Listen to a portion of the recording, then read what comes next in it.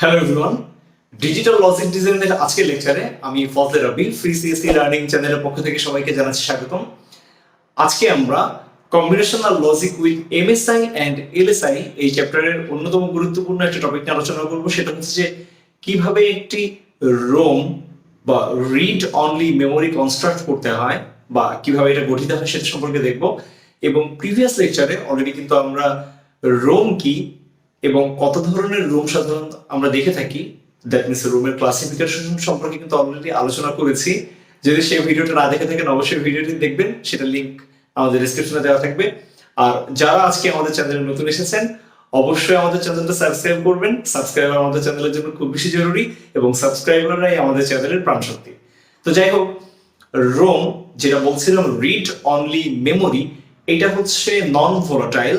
That means যে সকল information একবার আমরা এই রোমে স্টোর করব সেটা কিন্তু পার্মানেন্ট হয়ে যাবে, আর সেটাকে আমরা কি করতে পারবো না, সেটাকে আমরা চেঞ্জ করতে পারবো না। এইরকম বেসিসে বা এইরকম থিওরি নিয়ে কিন্তু রোমকে কনস্ট্রাক্ট করা হয়ে থাকে। যে দ্যাট মিনস আমরা শুধুমাত্র কোনো ইনফরমেশন সেই সকল মেমোরি ডিভাইস থেকে কি করব, শুধুমাত্র রিড করব। দ্যাট মিনস প্রত্যেকবার আমরা একটা অ্যাড্রেস ইনপুট দিব, যে সাপোজ অমুক জায়গাতে আমার কি তথ্য প্রয়োজন, সেই ইনপুট অ্যাড্রেসটার মধ্যে অলরেডি কিন্তু ইনফরমেশন স্টোর আছে।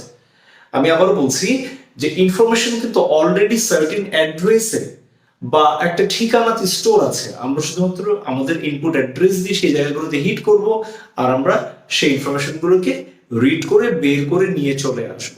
এটাই হচ্ছে আমাদের এই থিওরি। তো রোমের যে ব্লক ডায়াগ্রাম, আমরা ফার্স্টে রোমের ব্লক ডায়াগ্রামটা দেখে নেই, যে একটা রিড অনলি মেমোরির যে ইনফরমেশন সে কতটুকু হোল্ড করে বা তার ক্যাপাসিটি কি, সেটাই আমরা কিভাবে বের করব।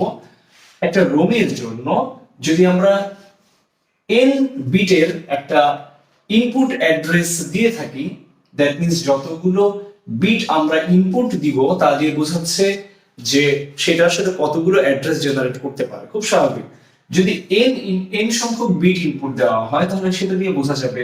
সাপোজ যদি আমরা এখানে 3 বিট দিয়ে থাকি তাহলে বুঝতে হবে যে 2 to the power 3, that means 8টা ইনপুট 8টা অ্যাড্রেস এখানে তৈরি হবে। ওকে, সো রুমের সাইজ হবে 2 টু দি পাওয়ার ওই n ইনটু m, যেখানে এই m হচ্ছে আমার আউটপুট কতগুলো জেনারেট করতে পারে। ওকে, সো আউটপুট কতগুলো যেটা জেনারেট করতে পারে সেটা কিনা আমরা চাইলেই চেঞ্জ করে ফেলতে পারি, এটা ভেরিয়েবল।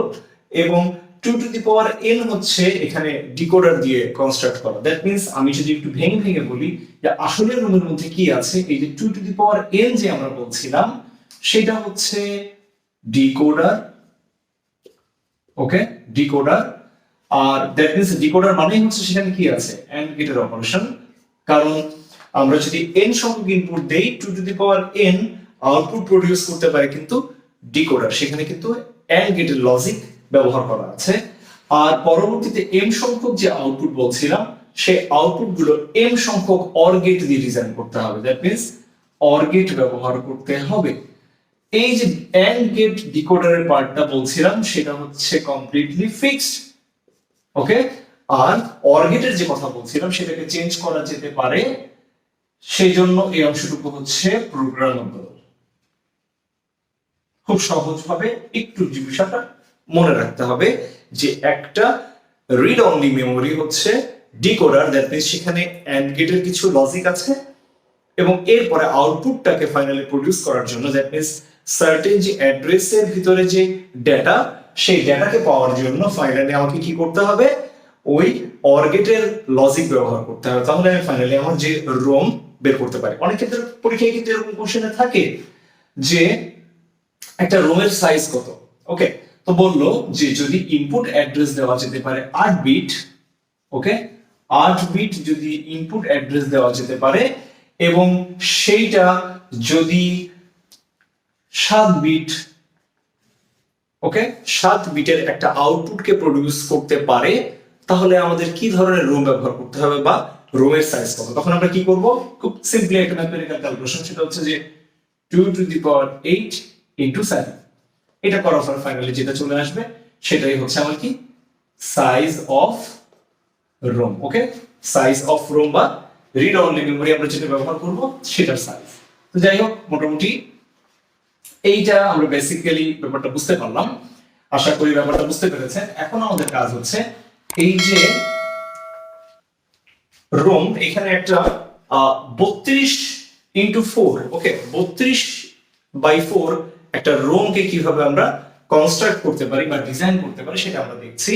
তো ফার্স্টেই এই যে যেভাবে আমরা লজিকটা দেখছি সেই লজিকের মধ্যে আমরা একটু দেখি যে ইনপুট অ্যাড্রেস। ওকে, তো এই যে ইনপুট অ্যাড্রেস দিচ্ছি আমরা A0, A1, A2, A3, A4 এভাবে 5টা বিটের কম্বিনেশন নিয়ে আমরা ইনপুট অ্যাড্রেস দিচ্ছি। ওকে, যেহেতু 5টা আমরা ইনপুট দিব তাহলে 5 টু, যেহেতু ডিকোডার তাহলে 2 টু দি পাওয়ার 5। ওকে, তাহলে আমরা বলতে পারি যে 5 to 2 to the power 5 decoder আমরা এখানে ব্যবহার করছি। এটা হচ্ছে ডিকোডার। তাহলে 2 টু দি পাওয়ার 5 মানে কত? 2 টু দি পাওয়ার 5 মানে হচ্ছে 32। তাহলে 32 হলে কি হবে? এই ডিকোডারটা 0 থেকে শুরু করে 31। ওকে, যেহেতু আমরা জানি যে এতগুলো সে মিটার প্রডিউস করতে পারে, তাহলে টোটাল 32টা কম্বিনেশন এখান থেকে বের হবে। এই যে 32টা কম্বিনেশন বের হলো, এই 32টা কম্বিনেশন থেকে আমরা কি করব?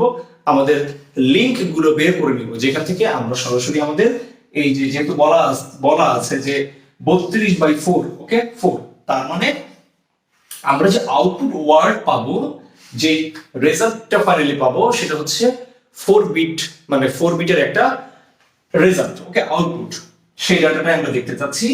তো সেটা আমরা বের করার জন্য কি করব? আমাদের যে F1, F2, F3, F4 এরকম চারটা কি করছি? কম্বিনেশন ব্যবহার করছি। তাহলে আমাদের এখানটাতে যেটা হবে যে আমাদের 0 যেটা আছে সেটার মধ্যে কি, 0-র মধ্যে আমাদের চারটা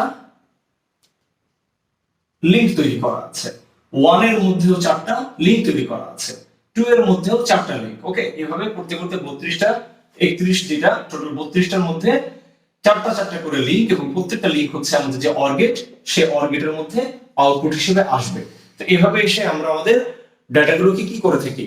ইনপুট দিয়ে অলরেডি এটার মধ্যে ডাটাগুলোকে সেট করা আছে।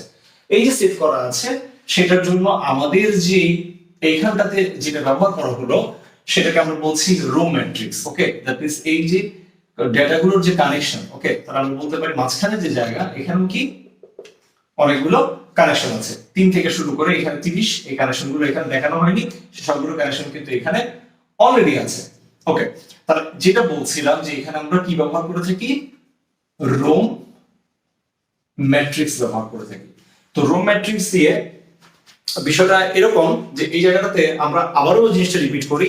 সাপোজ আমরা বলছি যে আমাদের যে 2 to the power 5, that means 32টা মেমোরি অ্যাড্রেস বা মেমোরি লোকেশন আমার কাছে আছে।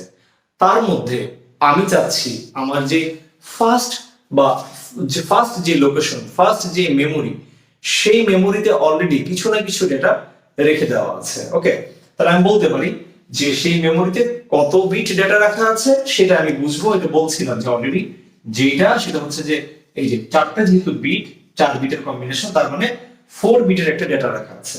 তাহলে আমি এভাবে বলতে পারি আমাদের যে কম্বিনেশন, সেই কম্বিনেশন ধরে আমি বলি যে সাপোজ A0, A1, যেটা বলছিলাম যে A4, ওকে,